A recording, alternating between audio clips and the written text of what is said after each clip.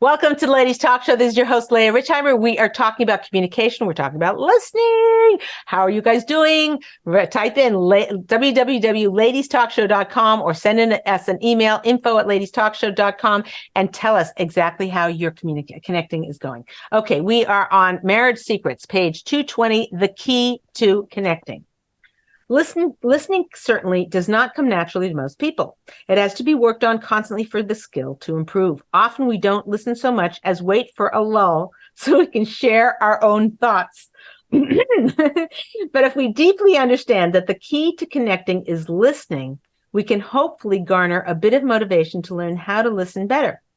When focusing on the skill of listening, it's good to realize that sometimes, especially at first, being forced to sit through a boring story can be very challenging.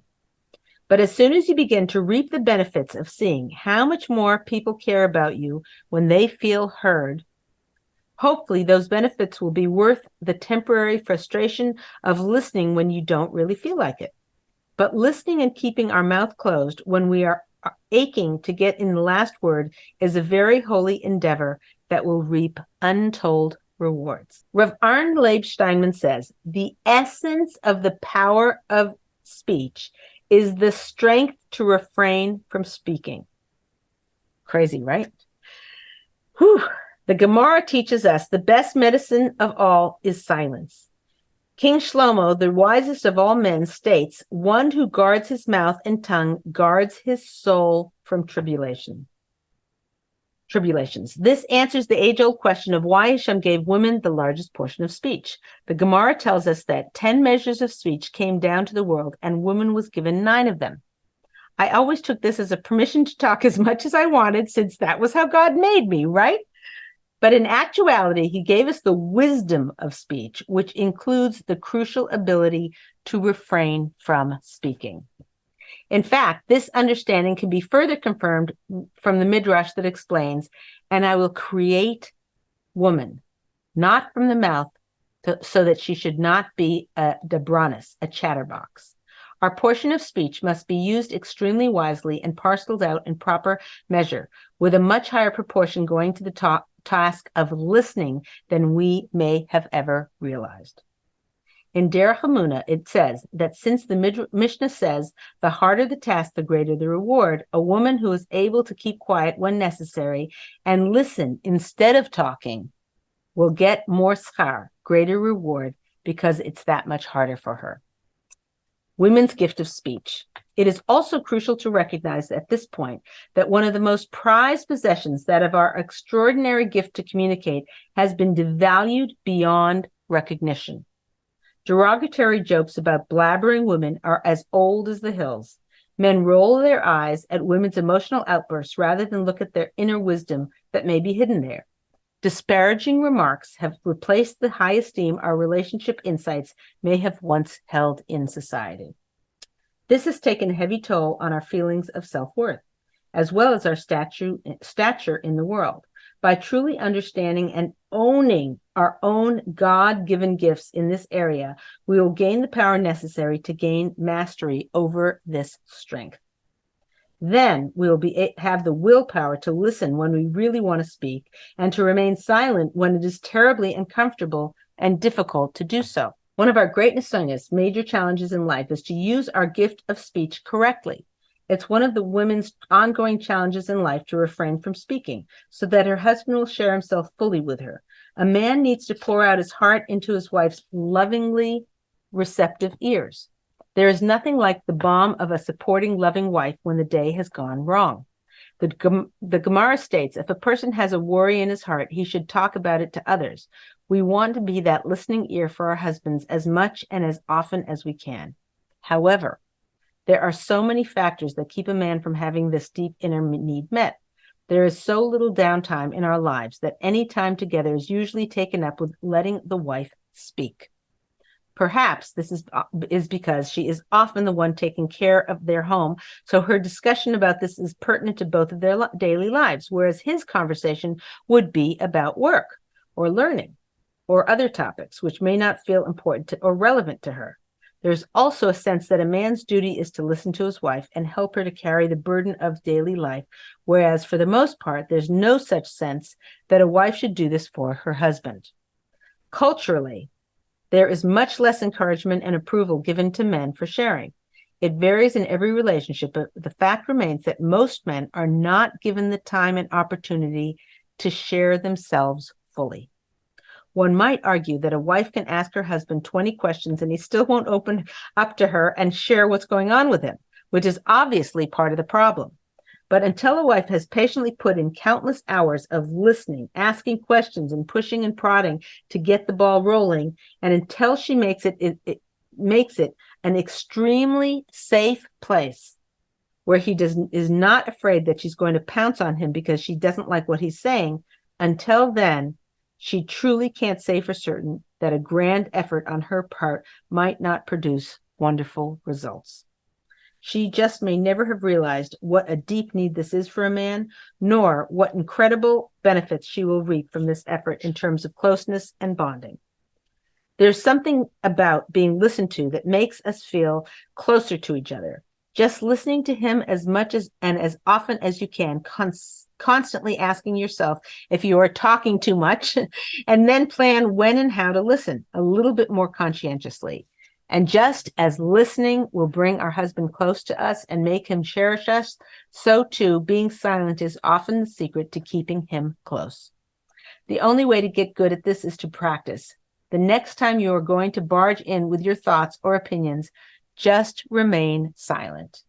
You may not see the fruits of your labor right away, but with perseverance, focusing on gathering in rather than pushing away, you will create a place of peace and serenity in your marriage and in your home. Okay, what you got for me, ladies? Okay.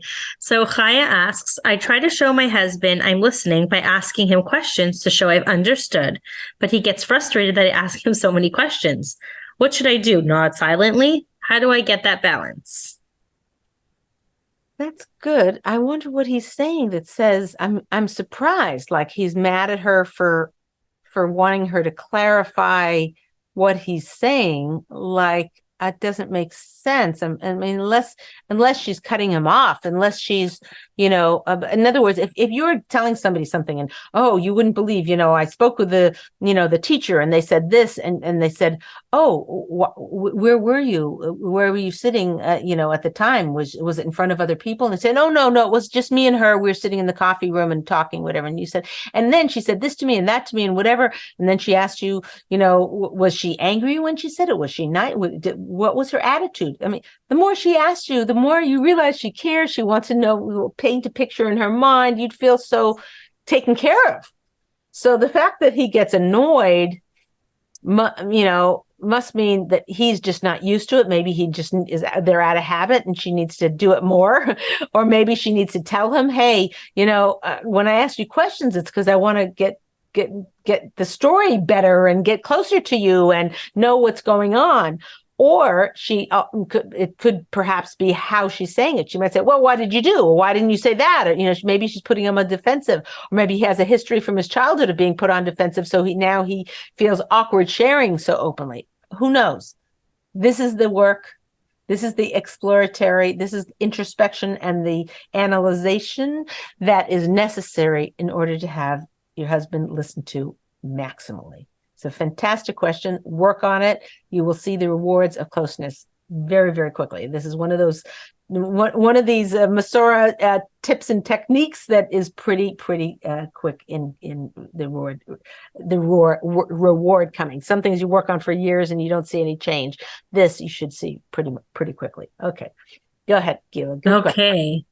So Hadassah kind of has almost the opposite question. My husband complains that I'm too quiet. Truthfully, I am often worried to say the wrong thing, so I choose to stay quiet instead. After hearing this chapter, is this a good thing? Well, it seems like our Masora and the sources that we quoted, they talked a lot about being silent is a good thing, and if your husband says you're too quiet, you asking questions is the antidote to being too quiet.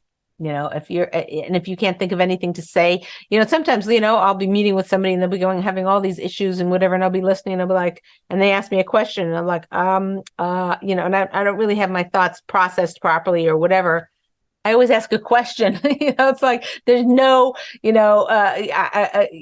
a honing question or a completely off the topic question. Something. Asking questions is your new secret. Maybe you have the secret already, but that is the secret to getting closer to people, is asking them questions. So I have a friend, who asks a lot of questions, and she's drilling you about this, and you're like, why does she even care? But on the same token, you feel like she's a reporter for a big media company, because she's asking like every detail that comes out of your mouth is important, and you always feel so loved and cared for by her. This is the thing to start practicing, asking questions. Okay, Gila, what else you got for me? Okay, so Yocheved says, what's the best response after listening to my husband? I never know what to say. I just say, thank you for sharing that with me. Ask questions. You can guess that from my last question. Ask him more questions. Saying thank you for sharing with me works once in a whole conversation. But if you're saying that after everything he said, is like, it doesn't ring genuine and authentic. So, ask more questions, or you could say, ask a question about what he talked about while he's listening, while he's sharing what he's sharing. Think of what detail don't and ask him details. Some of the details are stupid and irrelevant, but sometimes he'll say, he's telling you a story, and this guy from work did this and this and this, and you'll say, well, why did you do that? You say, about 2 years ago, I had a run-in with this guy because we were doing a report together, and he took all the credit, and I was kind of upset. So I think it's residual from that. And like, now you learn what's going on with him. So ask questions. Okay, what else? Okay, Shiffy asks, my husband tends to overshare with me, and some of the stuff he tells me upsets me or lessens my respect for him, like his work struggles or Frumkite struggles or his disagreements with other people. I want to be there for him, but I don't want to hear about his weaknesses that he can only fix himself. I keep my personal growth or lack thereof to myself. Shouldn't he? The fact that he's sharing them with you means that you've created a safe environment in the home. It's very, very, very good. I do hear it, because it's hard to hear your husband's weaknesses, and I think it might make you feel better if you share your weaknesses with him. There is a closeness in being vulnerable with each other, and I think you need to take an examination of your own expectations. Like, you expect him to be perfect, so when he shares his weaknesses, it chips down your respect of him in your own mind, and that's your bad. You should realize that 95% of him is great and wonderful, whatever, and he has 5%. To be afraid of that 5%, or maybe it's 20%. Maybe he has big issues that are overwhelming for you. But I don't know necessarily that you need to be his sort of therapist in terms of helping walk him through these areas and helping him to solve them, but being his best friend and his confidant, and letting him share his struggles and his growth and his his what do you call them, like his trajectory in life, and where he is, and from where he is and where he wants to be. I think that's really a powerful thing, to be that for him.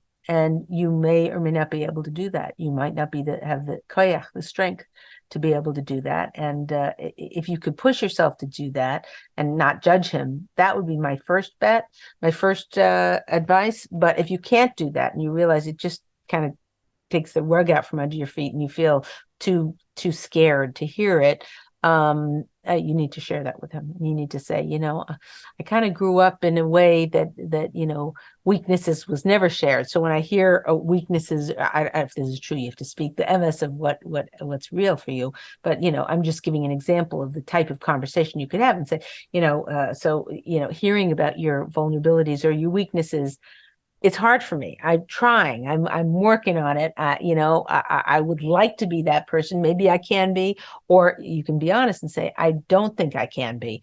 and then say, I want to hear about every detail of your life, but those things where you're, the weaknesses or the mistakes or the things that they're hard for me to hear.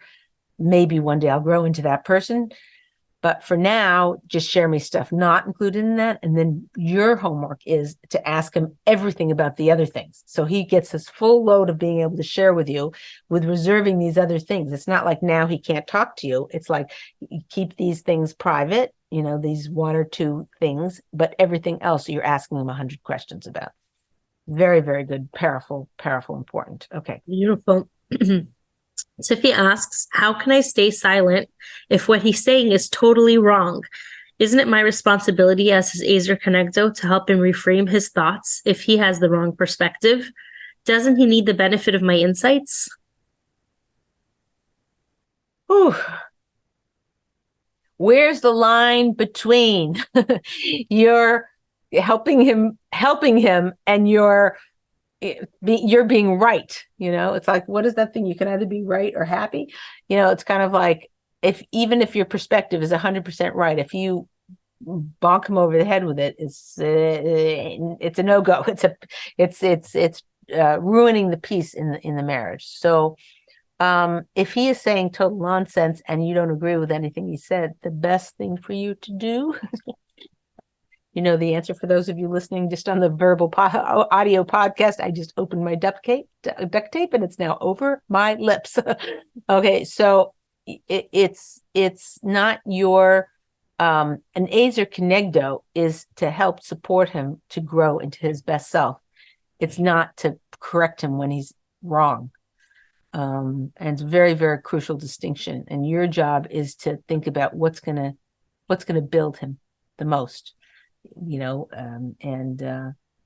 and that is sometimes just letting him say the wrong thing and go on and on and on and carry on with it. And, if you see an opening where you can throw in, oh, have you ever thought about the fact that, whatever he's going on and on about, the price of gas, and it's best to just coast down the hill instead of using your gas pedal. I don't know, whatever, making stuff up.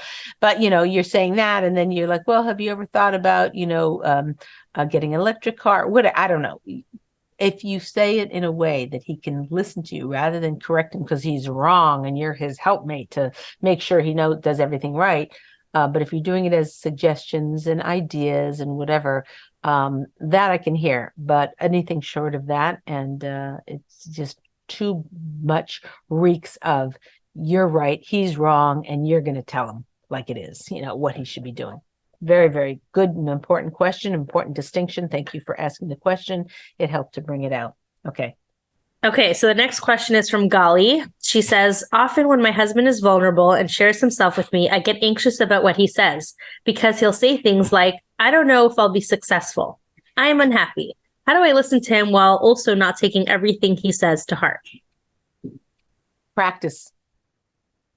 That's it. Practice. That's, you could, in a time, not in the heat of the battle, not when you're right in the middle of it. And you say, sometimes you say these a little bit of harsh comments or whatever, like this example of this example, give a few examples. Don't collect them and make them like remember from 10 years ago, but just give them a few examples and say, that's kind of stresses me out. I'm not sure quite how to deal with that.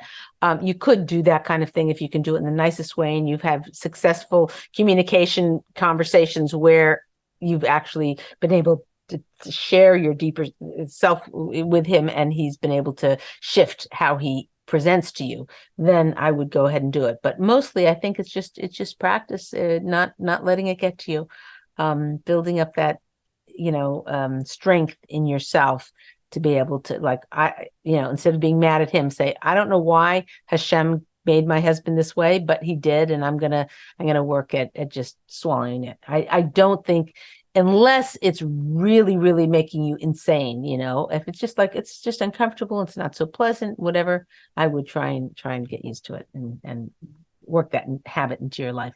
Okay, this is Leah Richheimer for the Ladies Talk Show. Let me give you some homework. One time this week, if you can, try to switch off your motor mouth. We're women. That's it. You're in the middle of And just one time this week, say, oh, am I talking too much? And ask a question. One time this week. Okay, this is Leah Richheimer for the Ladies Talk Show. See you next week.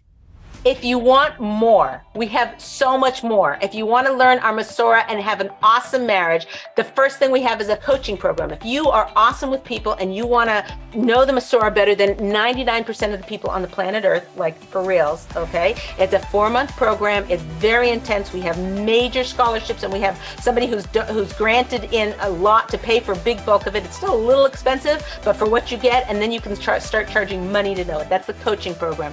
Don't miss it. Go to www.ladiestalkshow.com. We do retreats. We do all kinds of stuff. You'll find it there. www.ladiestalkshow.com. Thanks for being with us. Leah Richheimer for the Ladies Talk Show.